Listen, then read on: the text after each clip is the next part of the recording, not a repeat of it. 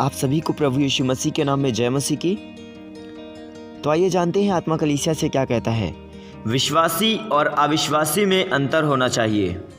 पहला पत्रस उसका 3 अध्याय उसकी 9 आयत में लिखा है, बुराई के बदले बुराई मत करो और ना गाली के बदले गाली दो, पर इसके विपरीत आशीष ही दो, क्योंकि तुम आशीष के वारिस होने के लिए बुलाए गए हो।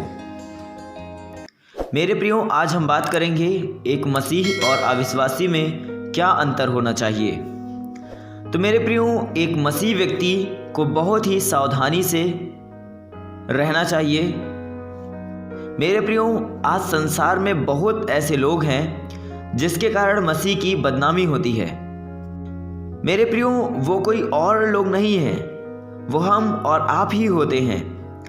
जब हम कुछ ऐसा काम करते हैं जो बाइबल के विरोध में है, उदाहरण के लिए यदि हम बुराई को ले लें, तो बुराई बाइबल में बताती है कि तू बुराई के बदले बुराई ना करना।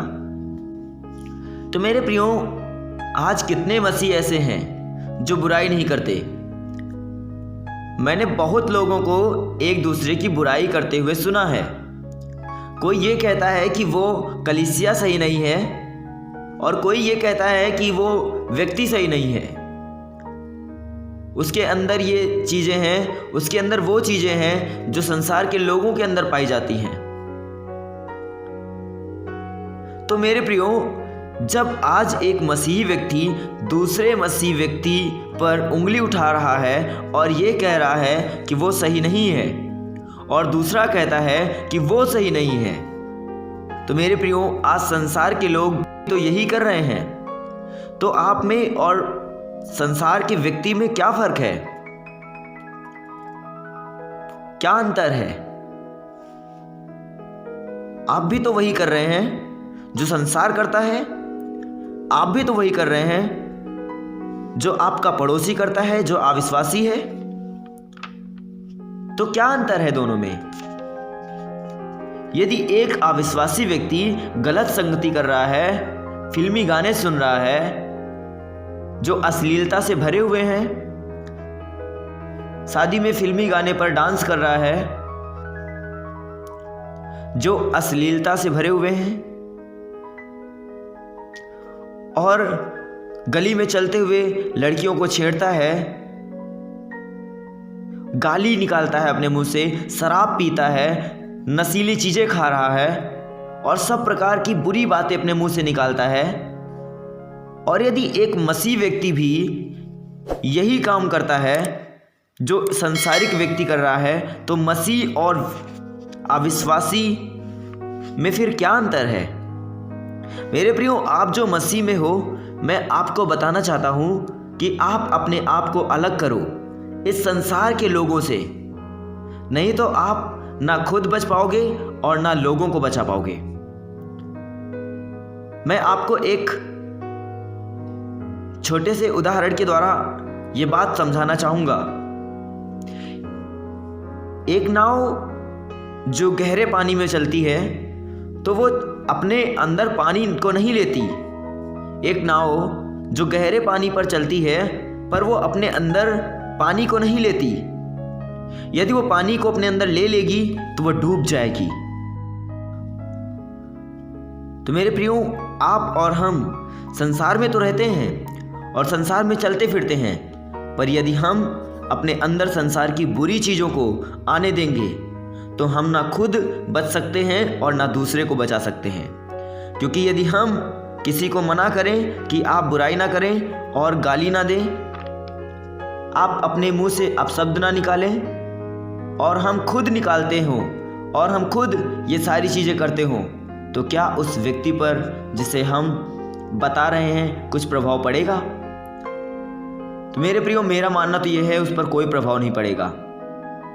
क्योंकि जैसे एक अंधा दूसरे अंधे को मार्ग नहीं दिखा सकता, वैसे ही एक गलत काम करने वाला दूसरों को सही शिक्षा नहीं दे सकता, और यदि देगा भी तो कोई उसकी मानेगा नहीं, क्योंकि वो खुद वैसा नहीं है।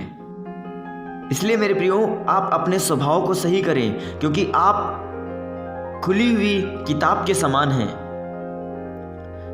जिसको लोग पढ़ते हैं।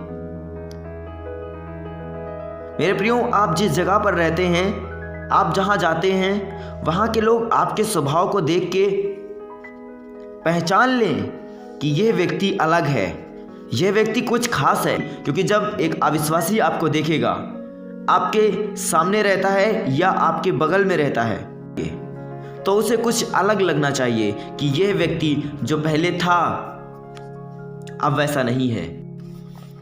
क्योंकि पहले इसके जीवन में अशांति थी और इसके परिवार में अशांति थी, पर अब क्या कारण है कि इनका परिवार बहुत ही खुश रहता है और ये एक दूसरे से बहुत प्रेम से बोलते हैं। क्या कारण है ऐसा? तो मेरे प्रियो, ऐसा सवाल लोगों के अंदर उठेगा और वो आपसे जानने की कोशिश करेंगे कि ये सब कैसे हुआ। तब आप उन्हें बताने पाएंगे कि ये सब कैसे हुआ।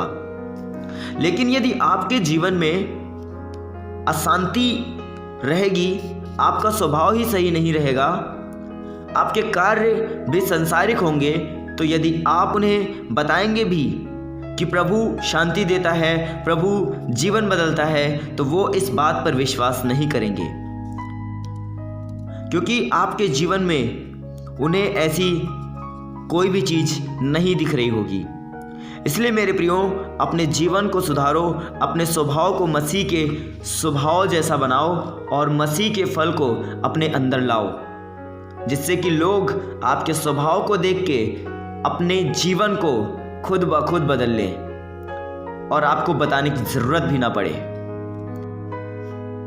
आपके जीवन में और अविश्वासी के जीवन में अंतर होना बहुत ज़रूरी है।